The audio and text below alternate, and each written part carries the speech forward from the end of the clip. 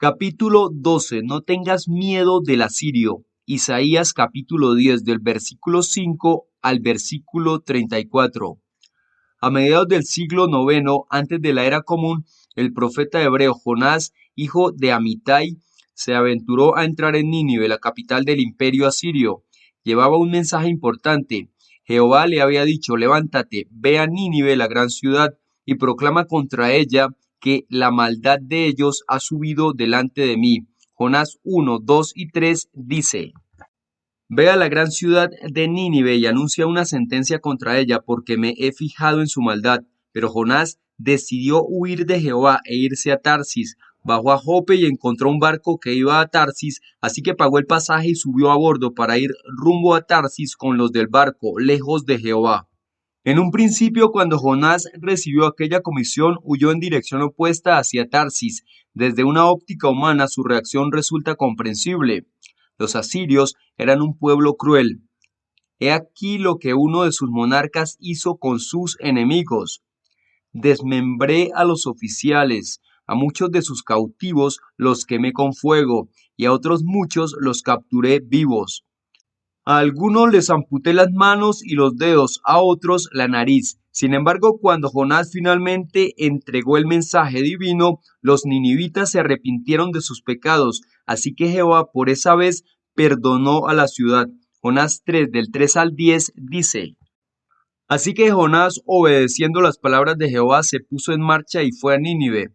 Ahora bien, Nínive era una ciudad muy grande. Tomaba 3 días recorrerla a pie. Entonces Jonás entró en la ciudad y recorrió la distancia de un día. Estuvo anunciando: dentro de solo 40 días Nínive será destruida. Y los hombres de Nínive tuvieron fe en Dios, ordenaron un ayuno y se pusieron tela de saco desde el mayor hasta el menor. Cuando el mensaje llegó a oídos del rey de Nínive, él se levantó de su trono, se quitó sus ropas reales, se cubrió de tela de saco y se sentó sobre cenizas. Además, mandó que por toda Nínive se anunciara esto: por decreto del rey y sus nobles, ningún hombre ni ningún animal, ni rebaños ni vacas, deben comer absolutamente nada, no deben comer nada y tampoco deben beber agua. Que se cubran de tela de saco tanto hombres como animales, que supliquen a Dios con todas sus fuerzas y dejen su mal camino y la violencia que practican. ¿Quién sabe? Tal vez el Dios verdadero reconsidere lo que piensa hacer y su furia ardiente se calme, y así no muramos. Cuando el Dios verdadero vio lo que hicieron y cómo habían dejado su mal camino, reconsideró su decisión de mandarles la calamidad que había anunciado y no la mandó. Mateo 12:41 dice: En el juicio los habitantes de Nínive se levantarán contra esta generación y la condenarán, porque ellos se arrepintieron al escuchar lo que Jonás predicó. Pero fíjense, aquí tienen a alguien que es más que Jonás. Jehová toma la vara. ¿Reaccionan de igual modo los israelitas cuando Jonás les predica? Segunda de Reyes 14:25 dice: Él restableció la frontera de Israel desde Lebo Hamat hasta el mar del Arabá, de acuerdo con las palabras que Jehová, el Dios de Israel, dijo por medio de su siervo Jonás, hijo de Amitai, el profeta de Gad-Hefer. No, le vuelven la espalda a la adoración pura hasta el punto de inclinarse ante todo el ejército de los cielos y servir a Baal. Peor aún, continúan haciendo pasar a sus hijos y a sus hijas por el fuego y practicando la adivinación y buscando agüeros y vendiéndose a hacer lo que es malo a los ojos de Jehová para ofenderlo. Segunda de Reyes 17, 16 y 17 dice: Dejaban a un lado todos los mandamientos de Jehová su Dios, hicieron 2 estatuas metálicas de un becerro y también un poste sagrado, se inclinaron ante todo el ejército de los cielos y sirvieron a Baal. Además, a sus hijos y a sus hijas los quemaron en el fuego, practicaron la adivinación y buscaron presagios, se dedicaban a hacer lo que estaba mal a los ojos de Jehová para provocarlo. Puesto que Israel, a diferencia de los ninivitas, no se arrepiente ante las advertencias de los profetas que Jehová envía, éste decide adoptar medidas más drásticas. Tras la visita de Jonás a Nínive, la agresividad asiria decae durante algún tiempo. La nota al pie de página dice: Véase la obra Perspicacia para comprender las Escrituras, volumen 1, página 236. Pero a principios del siglo VIII antes de la era común, Asiria se afianza como potencia militar y Jehová la utiliza de modo asombroso. El profeta Isaías transmite a Israel, el reino norteño, este mensaje de advertencia procedente de Jehová. Ajá, el asirio, la vara para mi cólera, y el palo que está en la mano de ellos para mi denunciación. Contra una nación apóstata lo enviaré, y contra el pueblo de mi furor le daré una orden, para que tome mucho despojo y para que tome mucho en saqueo, y para que haga de él un lugar de holladura como el barro de las calles. Isaías 10, 5 y 6. Qué humillación para los israelitas. Dios utiliza una nación pagana, el asirio, como vara para castigarlos. En el año 742 antes de la era común, el rey asirio Salmanasar V pone sitio a Samaria, capital de la apóstata nación de Israel. Desde su estratégica posición en lo alto de una colina de 90 metros de altura, Samaria resiste casi 3 años, pero no hay táctica humana capaz de frustrar el propósito de Dios. Samaria cae en 740 antes de la era común, aplastada bajo los pies de Asiria. Segunda de Reyes 18:10 dice: la conquistaron al cabo de 3 años. Samaria fue conquistada en el 6º año de Ezequías, que era el 9º año del rey Osea de Israel. Aunque Jehová se vale de ellos para dar una lección a su pueblo, los asirios no lo reconocen como su Dios. Por ese motivo pasa a decir: aunque el asirio no sea así, se sentirá inclinado; aunque su corazón no sea así, él tramará, porque el aniquilar está en su corazón, y el cortar no pocas naciones. Isaías 10:7. Un instrumento en sus manos. Así considera Jehová al asirio, pero éste se siente inclinado a extralimitarse. Su corazón lo incita a proyectar algo más grande, la conquista del mundo conocido. Muchas de las ciudades que los asirios conquistan fuera del territorio de Israel están gobernadas por reyes. Estos pasan a convertirse en príncipes vasallos del monarca asirio, por lo que este último bien puede proclamar con jactancia: ¿no son mis príncipes al mismo tiempo reyes? Isaías 10:8. Los falsos dioses de las principales ciudades de esas naciones no han podido librar de la destrucción a quienes los adoran. Tampoco las deidades que veneran los habitantes de Samaria, como Baal, Molec o los becerros de oro, protegerán a una ciudad que, habiendo dejado a Jehová, no tiene derecho a esperar que él intervenga. Quienes abandonan a Jehová en la actualidad deben tomar nota de la suerte que corre Samaria. Con razón puede alardear el asirio respecto a esta y a las demás ciudades que ha conquistado, diciendo: ¿no es Calno justamente como Carquemis? ¿No es Hamat justamente como Arpad? ¿No es Samaria justamente como Damasco? Isaías 10:9. Para él, todas son lo mismo, un botín del que apoderarse.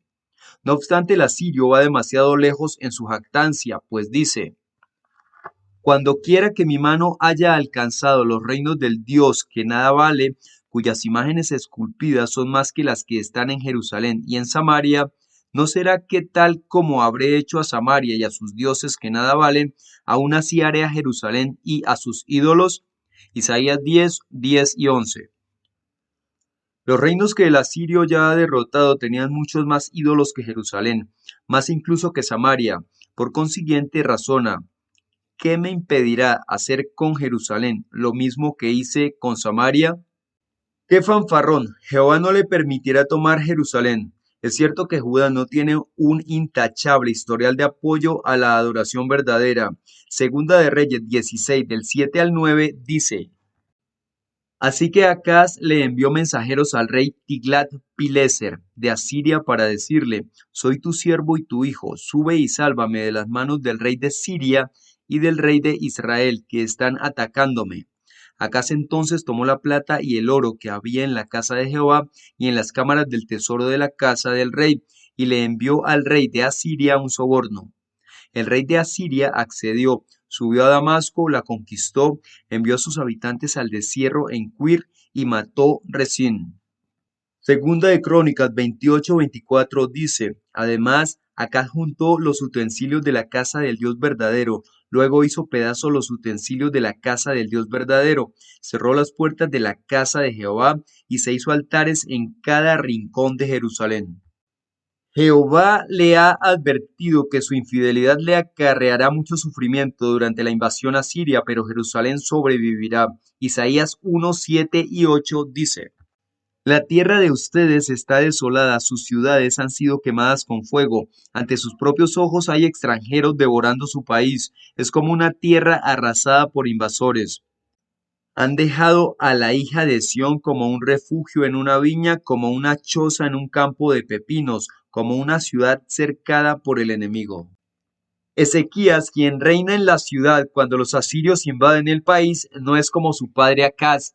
De hecho, precisamente en el primer mes de su reinado, vuelve a abrir las puertas del templo y restaura la adoración pura. Segunda de Crónicas 29, del 3 al 5, dice: El primer año de su reinado, en el primer mes, abrió las puertas de la casa de Jehová y las reparó. Luego trajo a los sacerdotes y a los levitas y los reunió en la plaza que estaba al este. Les dijo: Escúchenme, levitas, ahora santifíquense y santifiquen la casa de Jehová, el Dios de sus antepasados, y quiten del lugar santo lo que es impuro.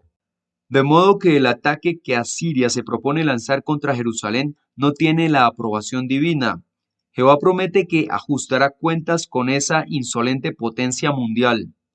Tiene que suceder que cuando Jehová termine toda su obra en el monte Sión y en Jerusalén, me encargaré de la rendición de cuentas por el fruto de la insolencia del corazón del rey de Asiria y por el engreimiento de su altanería de ojos. Isaías 10:12. Ahora contra Judá y Jerusalén.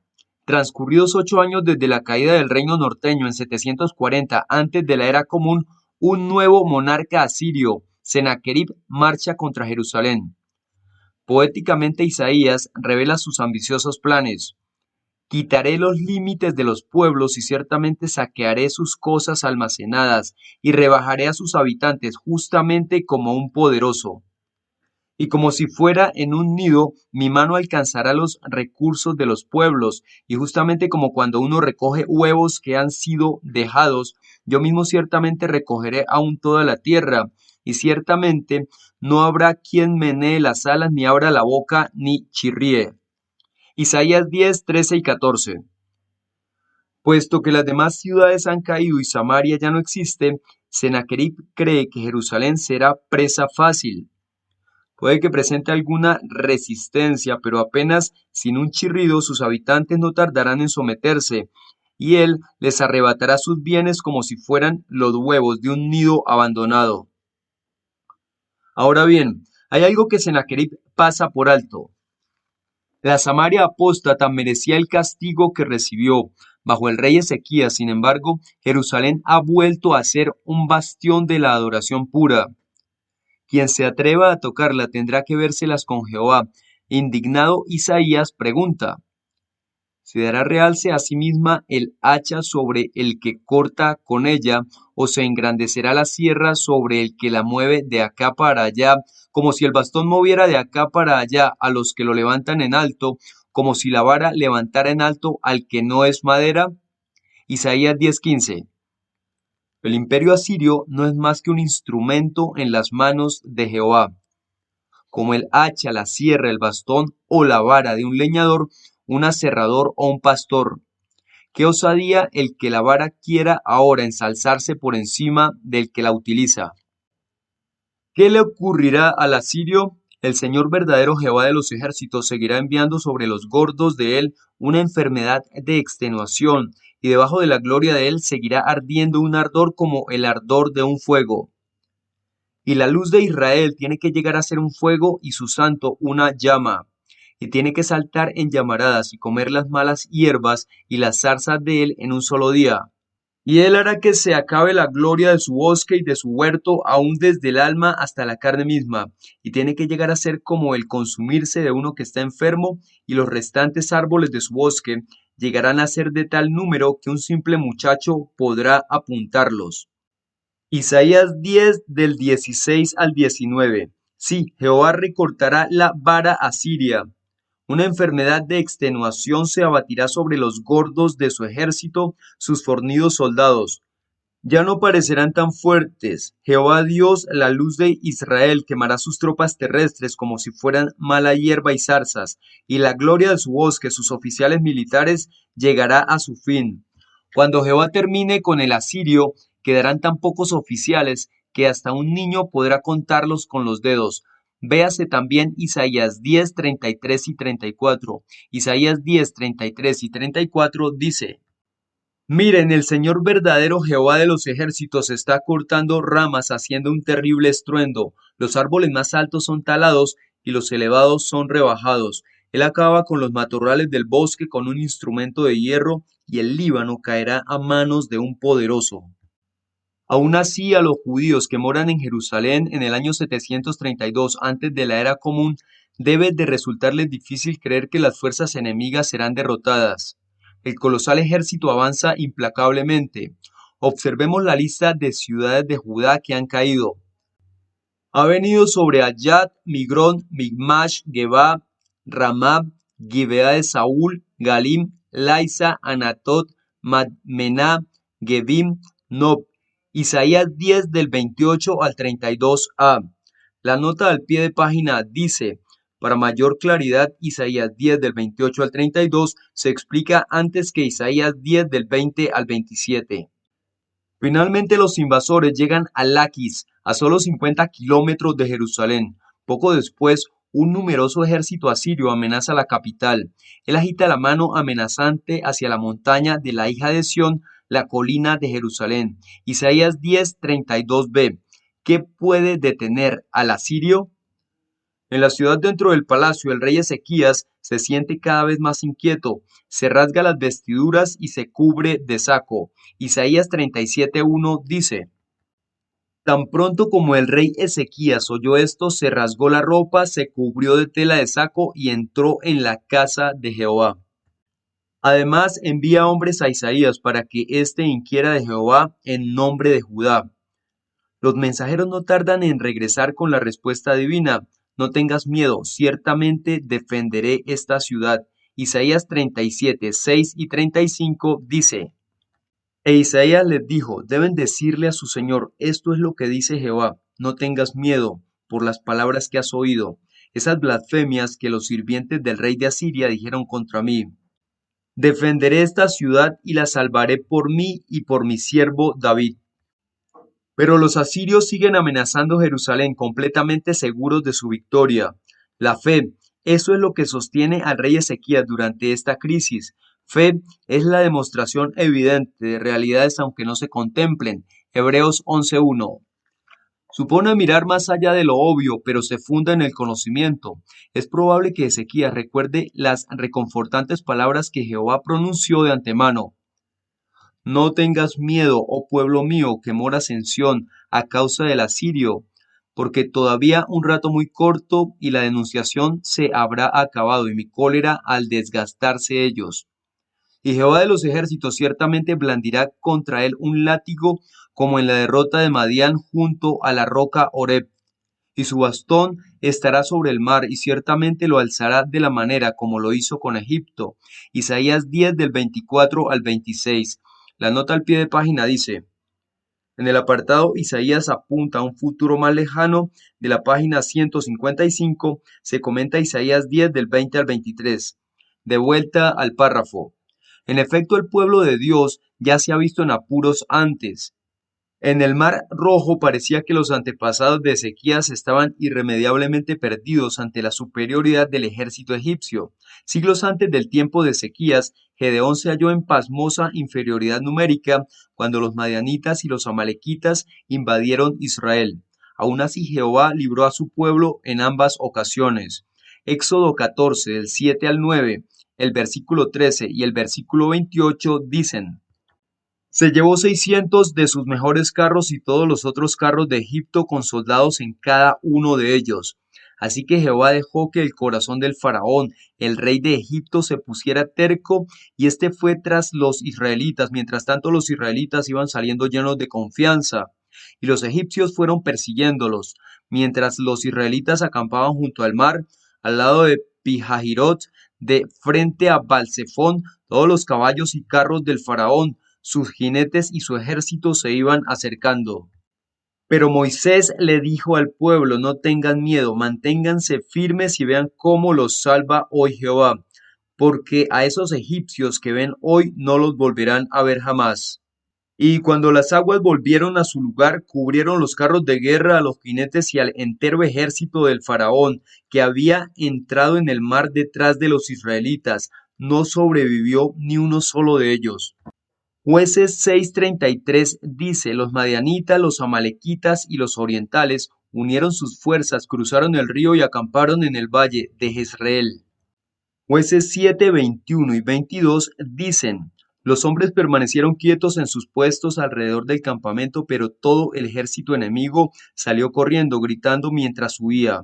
Los 300 siguieron tocando los cuernos, y Jehová hizo que por todo el campamento los hombres se atacaran unos a otros con sus espadas. El ejército enemigo huyó hasta Bet-sitá y hasta Sererá, hasta las afueras de Abel Meholá, junto a Tabat. ¿Hará Jehová lo mismo que hizo entonces? Sí, pues promete: en aquel día tiene que suceder que su carga se apartará de sobre tu hombro y su yugo de sobre tu cuello, y el yugo ciertamente será destrozado a causa del aceite. Isaías 10:27. Los hombros y el cuello del pueblo con el que Dios estableció su pacto quedarán libres del yugo asirio. De hecho, este será destrozado, y vaya si es destrozado. En una sola noche el ángel de Jehová mata a 185,000 asirios. La amenaza desaparece y los invasores se retiran para siempre del suelo de Judá.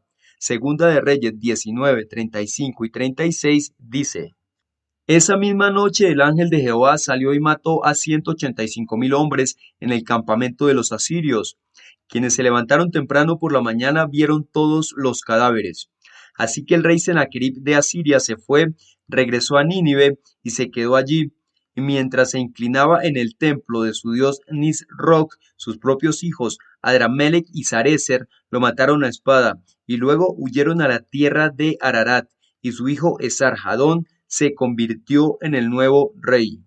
El motivo: a causa del aceite. Posiblemente el aceite con el que se ungió a Ezequías como rey del linaje de David. De modo que Jehová cumple su promesa: ciertamente defenderé esta ciudad para salvarla por causa de mí mismo y por causa de David mi siervo. Segunda de Reyes 19:34. Aunque el relato de Isaías comentado en este capítulo tiene que ver con sucesos que ocurrieron en Judá hace más de 2700 años, tales acontecimientos revisten suma importancia en nuestros días. Romanos 15:4 dice: porque todas las cosas que fueron escritas anteriormente fueron escritas para nuestra enseñanza, para que mediante nuestro aguante y el consuelo de las Escrituras tengamos esperanza. Quiere decirse que los principales personajes de esta emocionante narración, tanto los habitantes de Samaria y Jerusalén como los asirios, tienen sus equivalentes modernos. Así es, en efecto. Al igual que la idolatría samaria, la cristiandad afirma que adora a Jehová, pero en realidad es apóstata hasta la médula.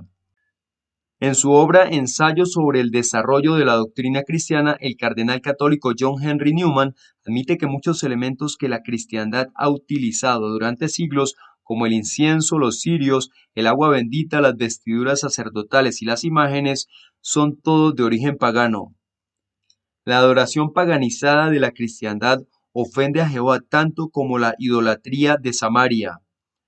Los testigos de Jehová llevan muchos años advirtiendo a la cristiandad de que incurre en el desagrado divino. En 1955, por ejemplo, se pronunció por todo el mundo la conferencia pública titulada «La cristiandad o el cristianismo, ¿cuál es la luz del mundo?». En ella se explicó gráficamente la forma en que la cristiandad se ha descarriado de las verdaderas doctrinas y prácticas cristianas. Acto seguido se envió el texto de este vigoroso discurso a clérigos de muchos países. Puesto que la cristiandad en conjunto no ha hecho caso de tales advertencias, no le deja a Jehová otra opción que castigarla con una vara.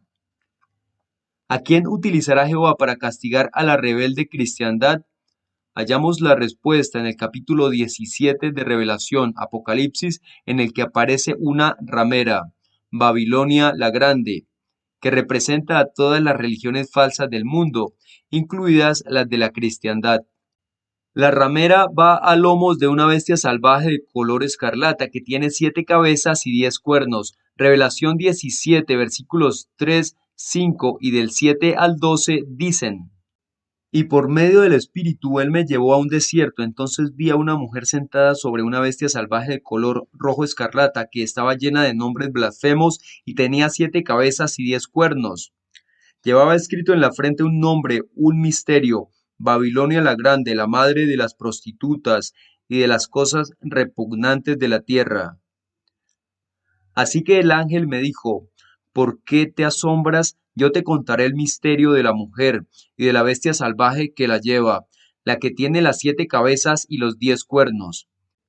La bestia salvaje que viste era, pero ya no es, y aún así está a punto de subir del abismo y se encamina a la destrucción.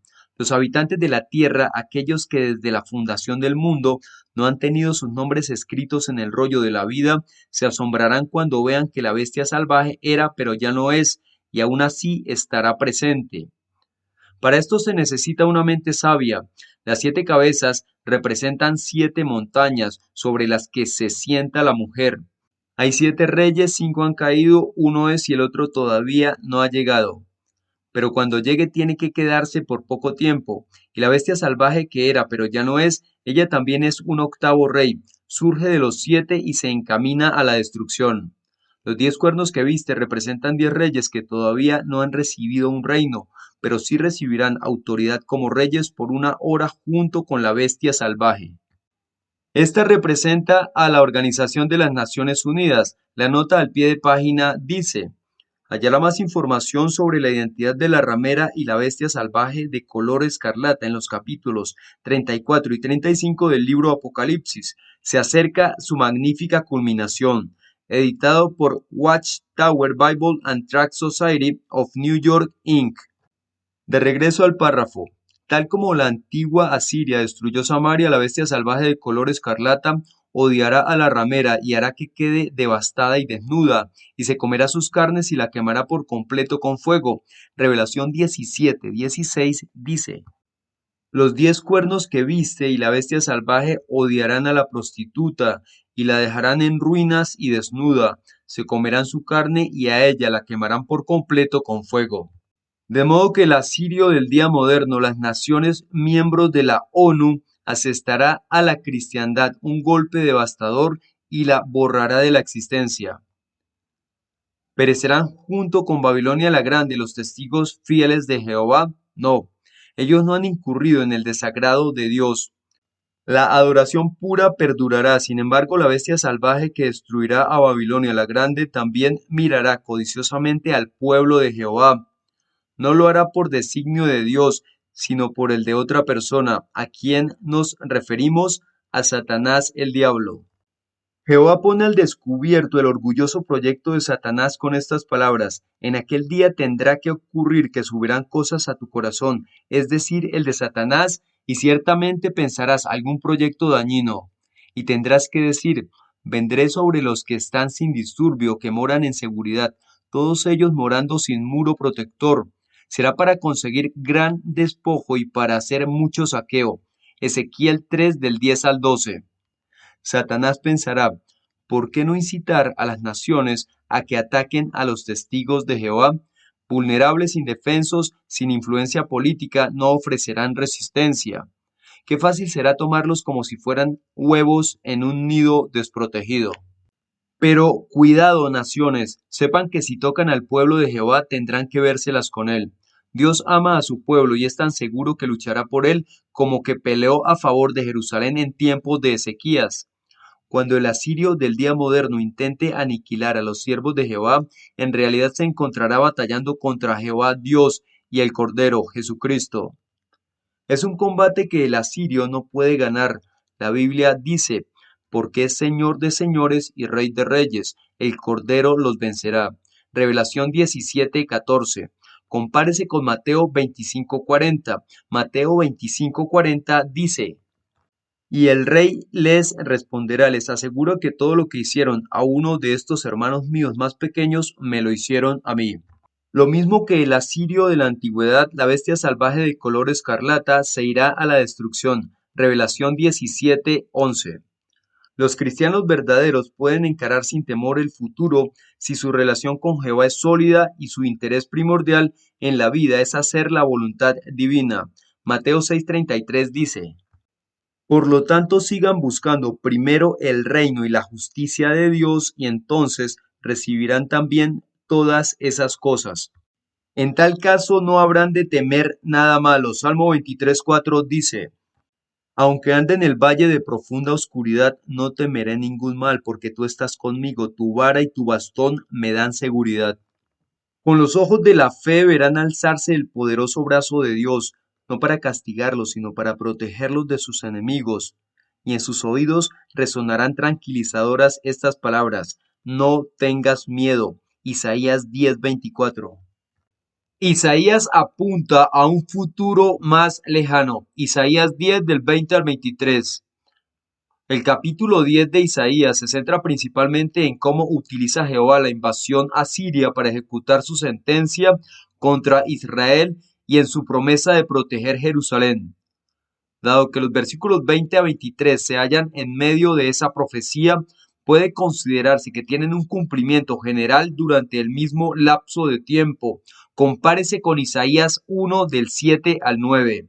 Isaías 1 del 7 al 9 dice: La tierra de ustedes está desolada, sus ciudades han sido quemadas con fuego, ante sus propios ojos hay extranjeros devorando su país, es como una tierra arrasada por invasores. Han dejado a la hija de Sión como un refugio en una viña, como una choza en un campo de pepinos, como una ciudad cercada por el enemigo. Sin embargo, su redacción indica que tales versículos se refieren más específicamente a periodos posteriores, periodos en que también Jerusalén tuvo que responder por los pecados de sus habitantes. El rey Acaz busca la protección de Asiria.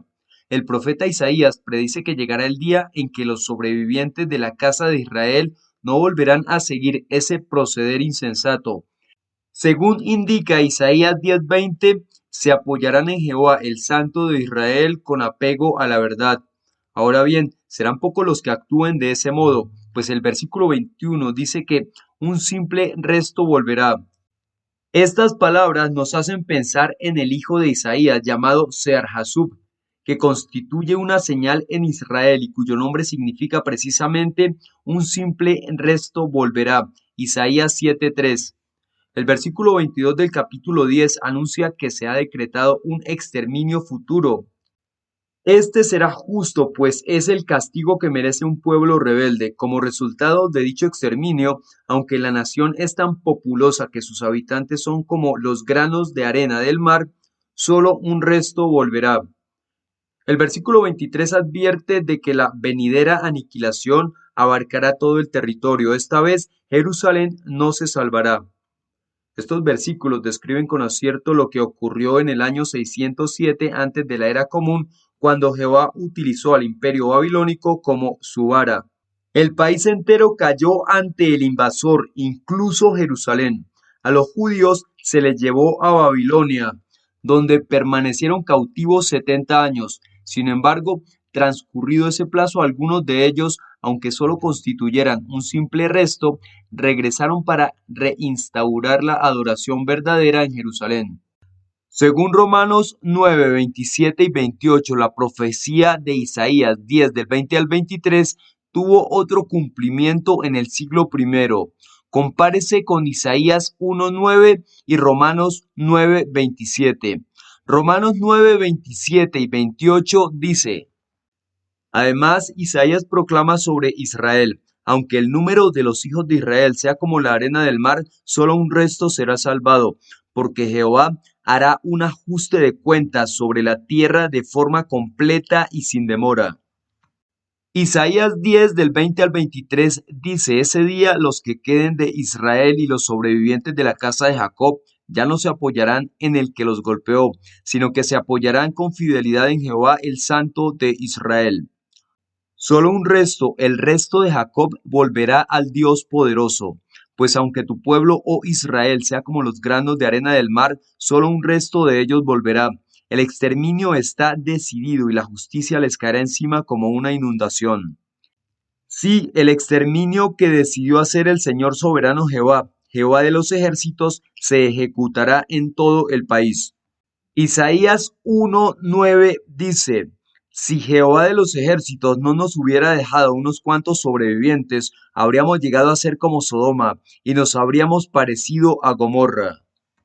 Romanos 9:29 dice: Y como Isaías también predijo, si Jehová de los ejércitos no nos hubiera dejado una descendencia, habríamos llegado a ser como Sodoma y nos habríamos parecido a Gomorra.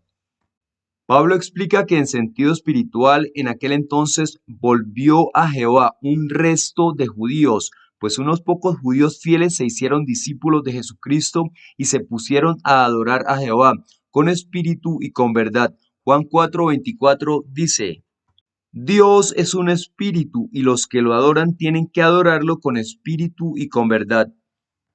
Más tarde se les unieron creyentes de origen gentil y ambos grupos formaron una nación espiritual, el Israel de Dios. Gálatas 6:16 dice: Que la paz y la misericordia estén sobre todos los que andan correctamente de acuerdo con esta regla de conducta, sí, sobre el Israel de Dios. En esa ocasión se cumplieron las palabras de Isaías 10:20. La nación dedicada a Jehová nunca volvió a alejarse de él y a recurrir a fuentes humanas en busca de apoyo. Isaías 10:20 dice: Ese día los que queden de Israel y los sobrevivientes de la casa de Jacob ya no se apoyarán en el que los golpeó, sino que se apoyarán con fidelidad en Jehová, el Santo de Israel.